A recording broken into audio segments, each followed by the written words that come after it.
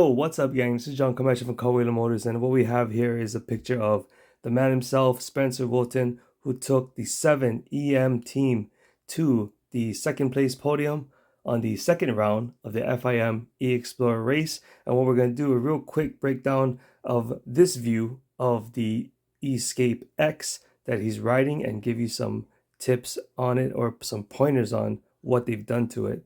Now, as specified in the previous video, there seems to be a brace on a brace, and that's interesting because I didn't remember seeing this one here before, but it does seem like a patch job, and they just wanted to add more stability to the frame for this style of riding. And also you can clearly see the steering stop, which they added to make the bike, the turning radius, less. And we all know the Escape is based on a trials bike. Trials bikes turn extremely far to the left and right, and when you're going quick, that could definitely send you over the bars easy. And of course, reiterating the main brace that goes across the frame that they added, that was much more obvious from the very beginning. Now, also in this picture, we can see here that they're using Excel wheels. So it looks like they have Excel Tisago wheels mixed in with a Michelin. I don't know if it's the Extreme Enduro or it's a Michelin front tire for the knobby, which is actually kind of cool. So, I mean, this bike has really solid wheels. It's a very good brand and really tough. The other thing I wanted to point out is for all of you guys out there who are suspension heads, what kind of shock is this? Tell me in the comments, put it up there. I'm just curious. I thought it was KYB's, and I don't know from the look of this. I can't quite tell what brand fork, sorry, not shock, what fork it is. So yeah, if you guys know, put it in the comments. I'm very, very curious. And moving towards the back, we also can see Excel wheels here. And what we have is like Michelin tires as well. I wonder if they're running the Extreme Enduro, which I don't think they would. Maybe it's a medium Enduro tire because, you know, they're more MX style racing than trail racing. So they wouldn't really need that soft gummy compound. But again, rear wheels have a lot of grip.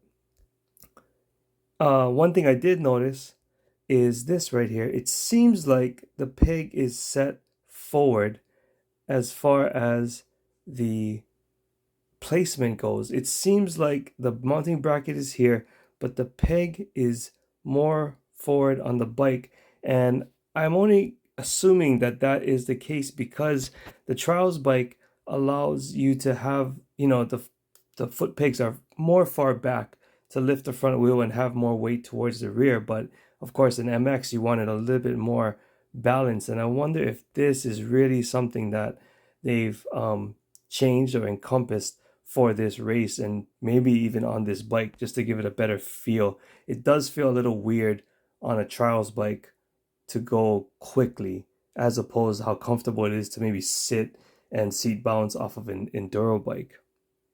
Yeah. So tell me what you think, if you see what I see. And last but not least, we have a better view of this, which seems to be the shock reservoir for the Escape X. They must be running a bigger shock.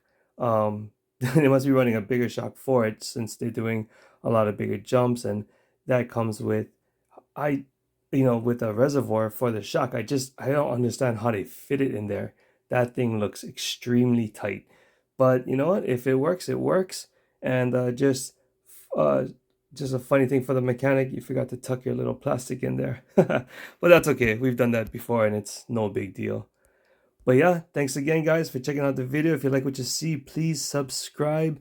If you have any questions or comments about this or the bike or anything else, hit me up. And once again, congratulations to the man, Spencer Wilton, for taking that second place podium and bringing it one more podium close on the second round for Electric Motion and representing. All right, guys, aloha. Take care.